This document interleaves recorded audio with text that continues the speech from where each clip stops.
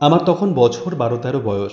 জয়রামবাটিতে আমি একদিন কাছাকাছি একটি গ্রামে পুজো দেখবার জন্য আবদার করি মায়ের কাছে। মা আমাকে একা ছাড়েননি। রাতে আমাকে খুব আদর করে মা বলেছিলেন, তুই যা দেখার জন্য ব্যস্ত হচ্ছিস তা তুই এখানে বসেই দেখতে পাবি। সে রাতেই মা আমাকে তাঁর জগদ্ধাত্রী রূপ দেখিয়েছিলেন।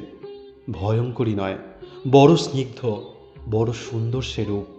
কিন্তু চোখ বুজলে আজও মনে ভেসে ওঠে সেই রূপ। সেদিন রাতে হঠাৎ ঘুম ভেঙে যায়। চেয়ে দেখি চারিদিক আলোয় আলো। এত আলো আমার জীবনে আর কখনো দেখিনি। যেন আলোয় ভাসছে সারা ঘর।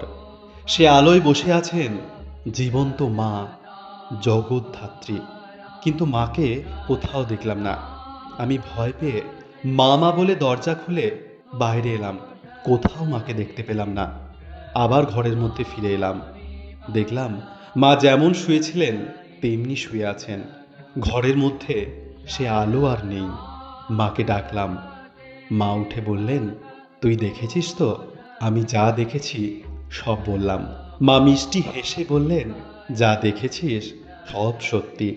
আমি জগদ্ধাত্রী, আমি দুর্গা, আমি লক্ষ্মী, আমি সরস্বতী, আর আমি কালী।